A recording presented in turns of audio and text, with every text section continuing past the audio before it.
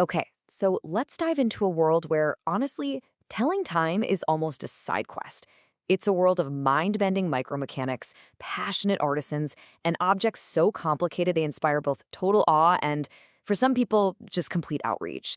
This is the wild world of extreme watchmaking. So what are we looking at here? 60,000 euros. And no, that's not for some rare golden teak pocket watch. That is the going rate for a popular pre-owned stainless steel wristwatch, a Patek Philippe Nautilus to be exact. For the price of a really nice luxury car, you get a watch made of steel. Which really begs the question, why? And that question, well, it leads to some pretty strong opinions.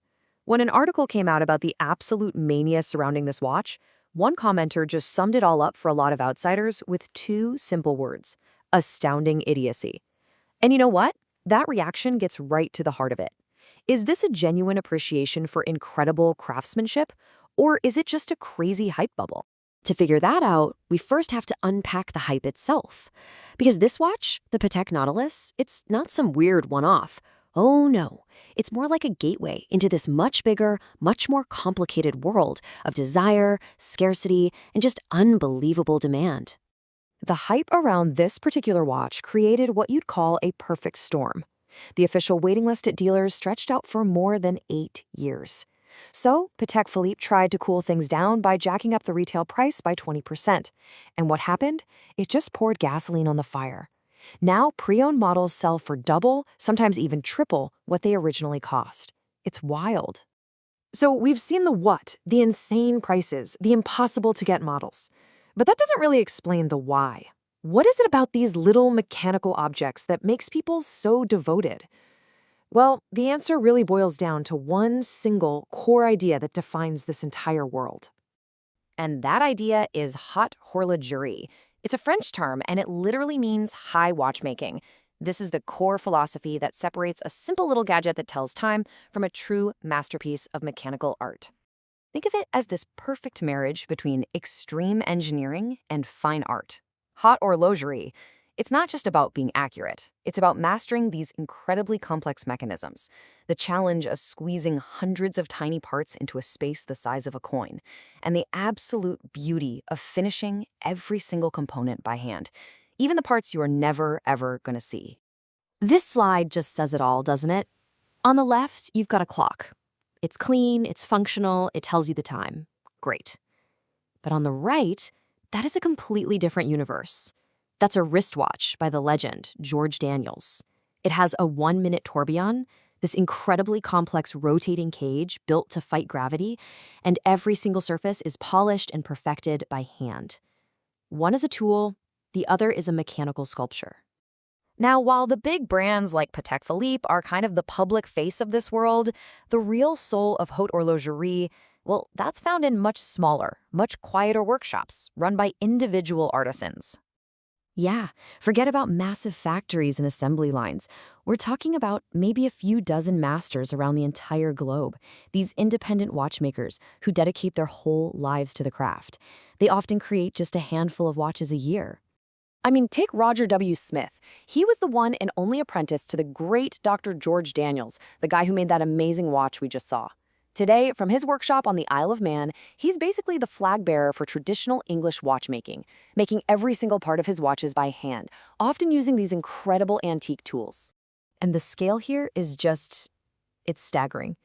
A German master like Christian Klings has produced only a few dozen watches in his entire career. The Gronefeld brothers over in the Netherlands, they cap their production at 70 watches a year. The Haldeman family, carrying on a tradition that started way back in 1642, also makes just a few dozen. This isn't manufacturing, it's artistry on a scale that's almost hard to comprehend. So, as you can imagine, a world of artistry this intense, it's going to attract a very specific kind of community. This whole scene is built on deep and sometimes, obsessive knowledge and passion. And that community definitely has its archetypes. You've got the performative savant, the person who's studied up and wants nothing more than to lecture you about obscure reference numbers and drop all the historical jargon. And then you have the spec obsessive, who lives on internet forums, fanatically debating millimeter dimensions and movement specs, kind of turning the whole hobby into a pure numbers game. But hey, this passion isn't just a bunch of people arguing online. It's actually supported by a really serious global infrastructure. You have organizations like the American Watchmakers Clockmakers Institute providing training, certification, and access to these huge libraries of old watchmaking texts. There are magazines, fairs, guilds, all dedicated to keeping this mechanical knowledge alive and pushing it forward. So all this brings us to the big question, right? After seeing all the complexity, the craftsmanship, the culture, what is this really? Is it art? Is it engineering? Or is it something else entirely? A common critique you hear from outsiders, and even some people inside the hobby, is that all this stuff can feel like it's just prioritizing decoration over actual engineering. Is all this hand finishing and polishing just fancy ornamentation on what's, at the end of the day, just a machine? Well, the answer can be found right here, and it is incredible. This is a perpetual calendar, but it doesn't track our standard calendar. No, it tracks the Hydri lunar calendar, where the length of the months varies and they shift through the seasons. To figure all that out and display it mechanically is what the source material called a true mechanical feat. The beauty you see on the dial isn't decoration. It's the solution to a profoundly difficult engineering problem. So ultimately, in real haute horlogerie, the art and the engineering are the exact same thing. The beauty comes from the function. This is literally the process of taking abstract mathematical ideas and turning them into tangible, beautiful metal. It's the perfect fusion of art and technology. And that really just leaves us with one final thought. We live in an age of smart devices that are designed to be thrown out and replaced every couple of years.